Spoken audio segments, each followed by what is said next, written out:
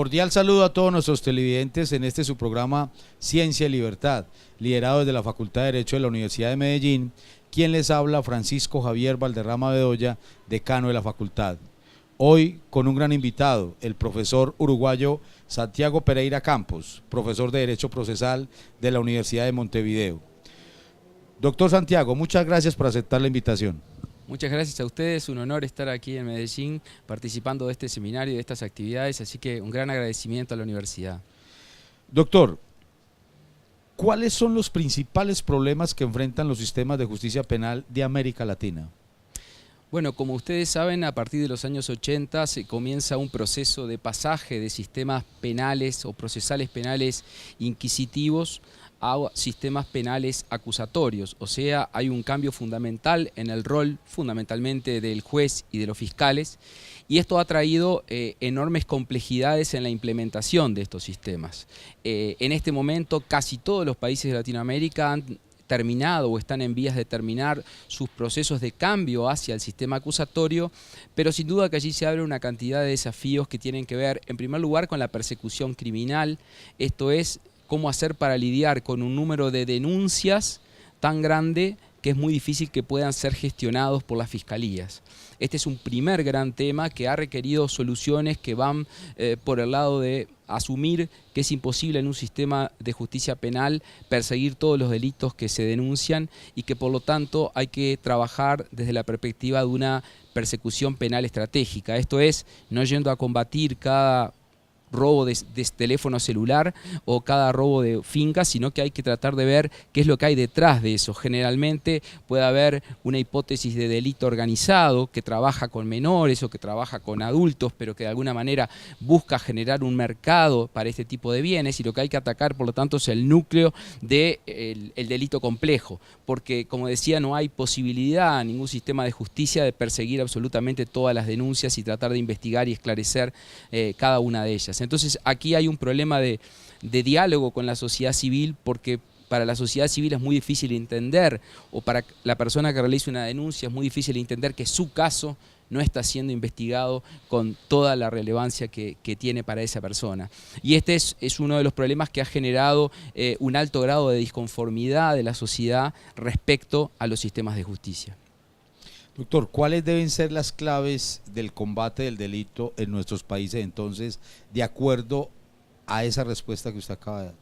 Bueno, primero asumir que el delito hace 50 años solía ser un delito bastante atomizado, bastante poco organizado y bastante complejo, y que el delito en los últimos años reviste caracteres de altísima complejidad, redes muy poderosas y además un delito que está cada vez más vinculado con los núcleos de poder. O sea que fenómenos tales como la politización de la justicia en algunos casos, los grandes lobbies de determinadas compañías y el problema que tenemos en varios países de América Latina con el narcotráfico han ido generando un delito de muchísima mayor complejidad. Y esta mayor complejidad requiere una persecución del delito también muchísimo más compleja. Como decía, una persecución estratégica en primer lugar del delito, tratando de ir a atacar los focos centrales de ese delito.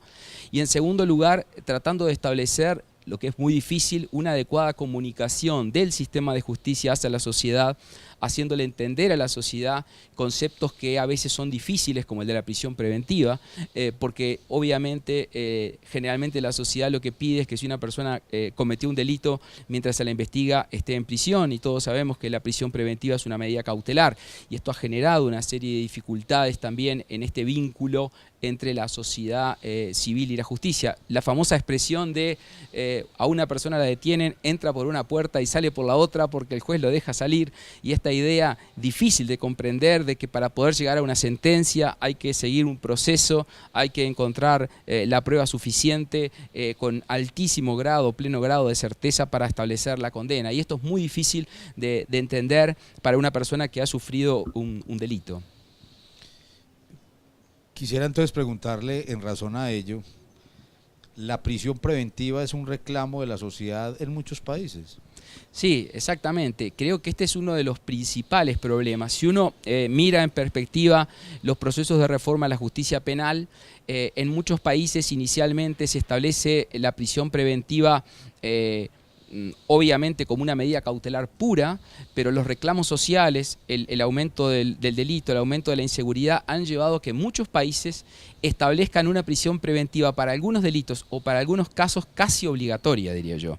Esto desde el punto de vista conceptual y desde el punto de vista académico es un error para la mayor parte de la doctrina y nosotros lo entendemos de ese modo, pero el sistema político se ve obviamente condicionado por el reclamo de la sociedad que le pide prisión preventiva en el mayor número de los casos. Entonces aquí se genera este conflicto difícil de manejar en cómo articular o cómo administrar, por un lado, las garantías, la defensa, cómo administrar el principio de inocencia y este vínculo entre el principio de inocencia y el reclamo de la prisión preventiva. Todos sabemos que la prisión preventiva, para poder ser establecida, requiere que se den presupuestos que lo justifiquen, básicamente vinculados al entorpecimiento de la investigación o al alto riesgo de fuga que pueda tener la persona que está siendo imputada o que está en un proceso penal.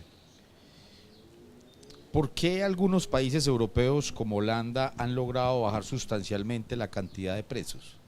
Bueno, el caso de Holanda es un caso bastante emblemático porque se está hablando de que tienen ya un alto número de sus cárceles prácticamente sin ocupación e incluso se está hablando de un fenómeno que parece un poco hasta jocoso, que es la posibilidad de importar presos hacia el sistema holandés de otros países europeos que tengan una situación de ese tipo. Bueno, ¿cuál es la razón? Bueno, hay dos, como en todas las cuestiones, hay dos enfoques. Por un lado, algunos dicen que las políticas públicas en Holanda han sido muy exitosas y que por lo tanto se ha rebajado sustancialmente el índice de delitos y que el aumento de los programas de rehabilitación, y básicamente el compromiso cultural desde las primeras partes o de las primeras etapas de formación ha generado esto. Pero por otra parte algunos dicen, no, en realidad tenemos tantas cárceles vacías porque es ineficiente el sistema. O sea que en realidad hay tantas cárceles vacías porque el sistema no logra perseguir muchos delitos o no logra recoger la prueba necesaria para que muchas personas puedan resultar finalmente acusadas y condenadas por el sistema. Entonces, bueno, como todas las cosas, seguramente la verdad pueda estar en una mezcla de ambas cuestiones. Yo creo que Holanda es una sociedad bastante madura en lo que tiene que ver con el enfoque preventivo del delito y lo que tiene que ver con el enfoque de la rehabilitación. Creo que existe evidencia científica en Latinoamérica que las prisiones son las mejores universidades para generar delincuentes, o sea que si una persona es primario e ingresa a una prisión, seguramente salga con una maestría o con un doctorado en delincuencia y que por lo tanto la posibilidad de rehabilitación que teníamos de esa persona habrá bajado sustancialmente justamente porque habiendo sido primario ha sido parte del sistema carcelario. Salvo casos muy excepcionales, en general las cárceles latinoamericanas son ejemplos de hacinamiento y de imposibilidad de rehabilitación. Y allí es donde me parece que hay que trabajar mucho más que en aumentar las hipótesis de prisión preventiva. Doctor, después de una pausa quisiera que continuáramos con ese argumento que usted acaba de expresarnos. Le recordamos que estamos en el programa Ciencia y Libertad, liderado desde la Facultad de Derecho de la Universidad de Medellín.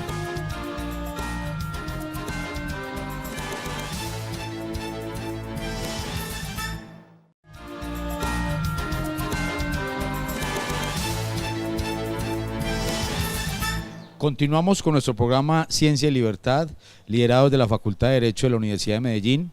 Hoy con nuestro gran invitado, el profesor de Derecho Procesal de la Universidad de Montevideo, el doctor Santiago Pereira Campos.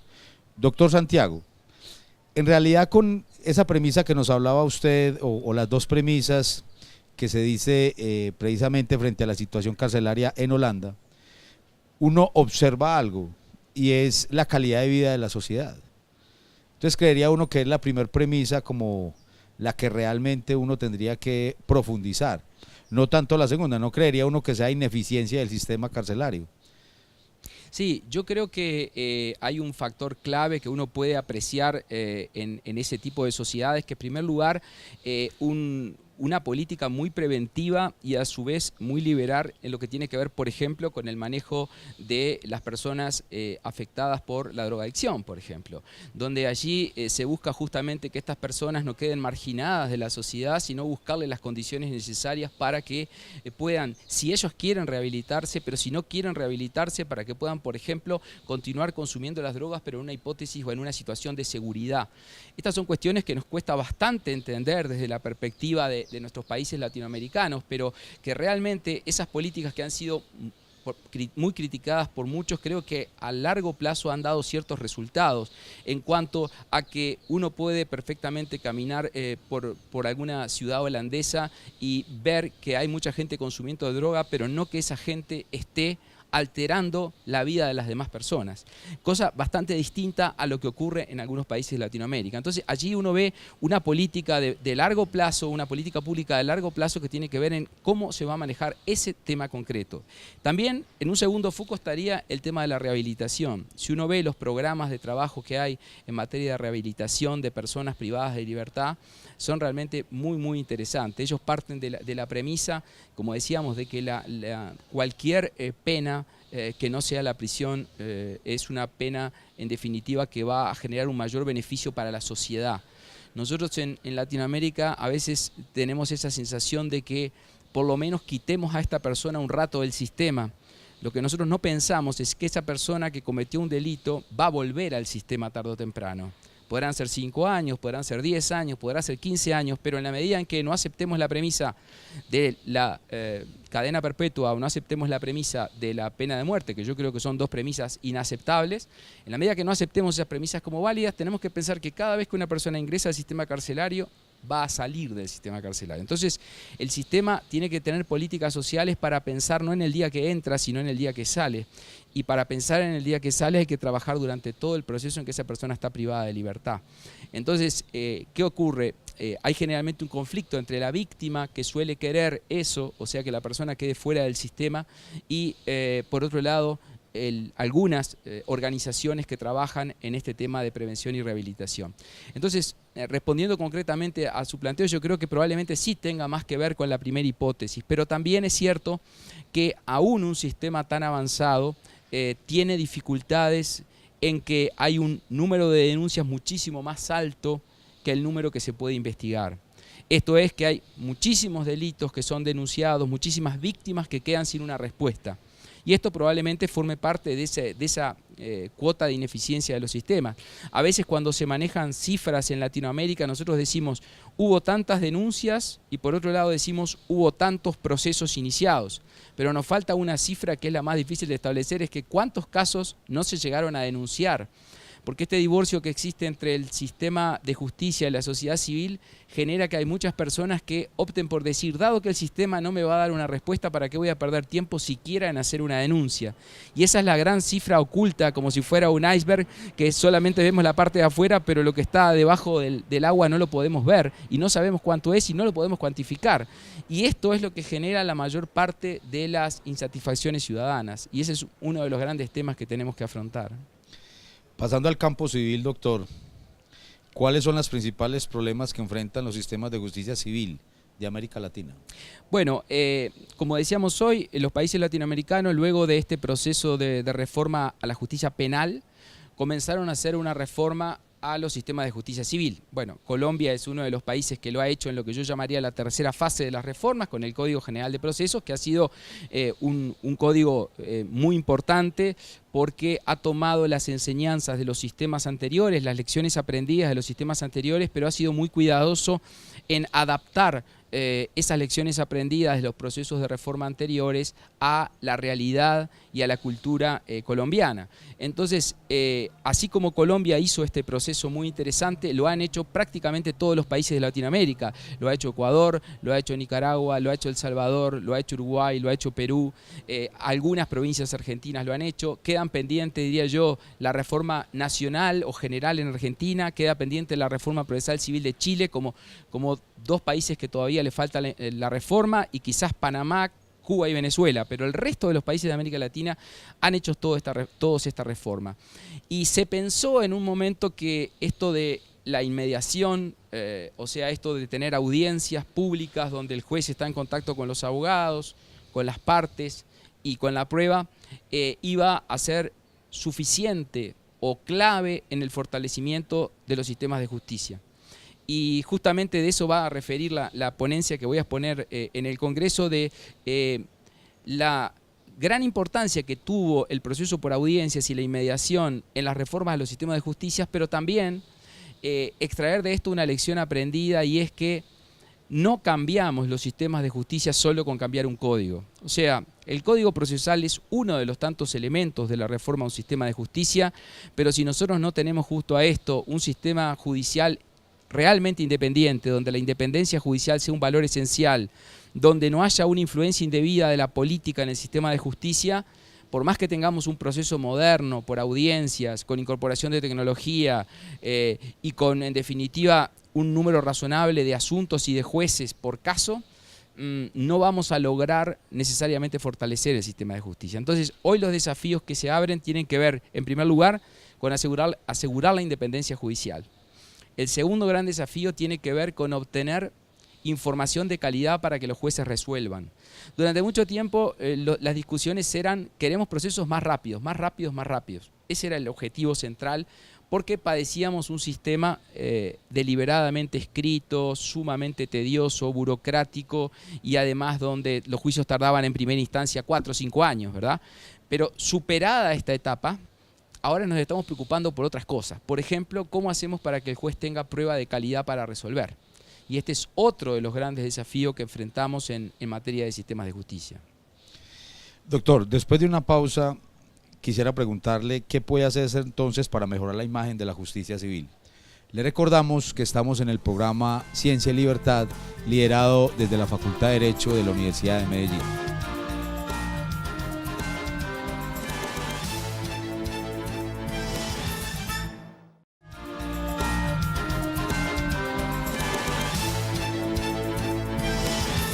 Continuamos con nuestro programa Ciencia y Libertad, liderado desde la Facultad de Derecho de la Universidad de Medellín.